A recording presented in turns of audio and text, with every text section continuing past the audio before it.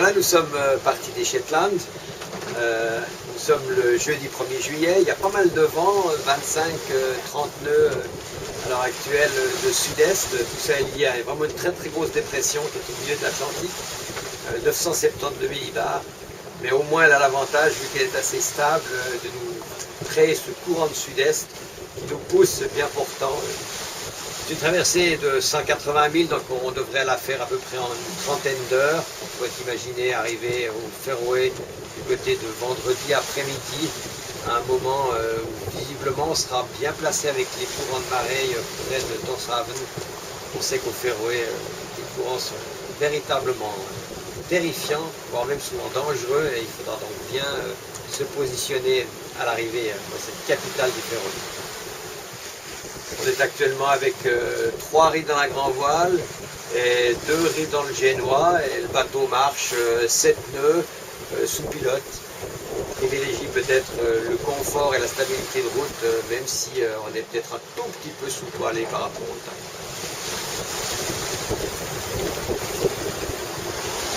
Il faut reconnaître que depuis un moment là ça pulse bien. On a quoi, entre 25-30 nœuds. Le bateau là maintenant avec ses 2 riz à la fois dans le génois et 2 riz dans la grand voile file avec des surfs assez impressionnants, par moments plus de 10 nœuds et une vitesse moyenne entre 7 et 8 nœuds sur le fond. Excellent!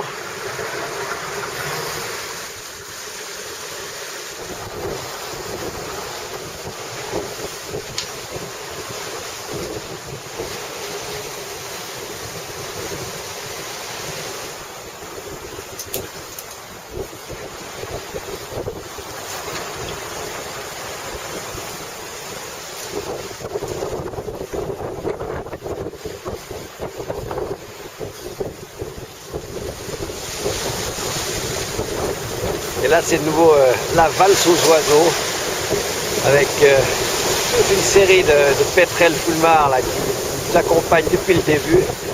C'est vraiment des oiseaux extraordinaires qui jouent avec la vague, qui jouent avec le vent. C'est un spectacle mais dont on ne se lasse pas.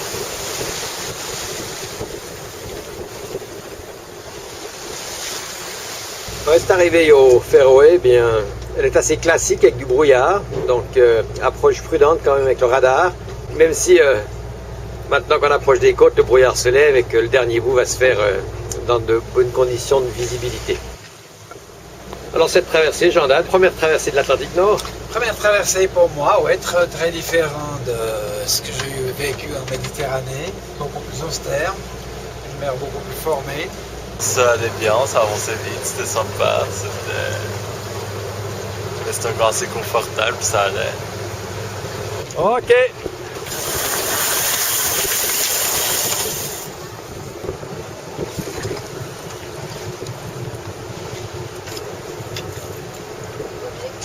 Et c'est finalement sous un rayon de soleil que nous sommes arrivés à Tórshavn, capitale de cette province autonome rattachée au Danemark.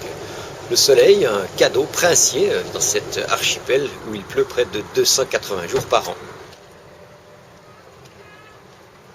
Sur les quais, un étrange comité d'accueil. Il est vrai que nous sommes vendredi et que certains ont pris un peu d'avance.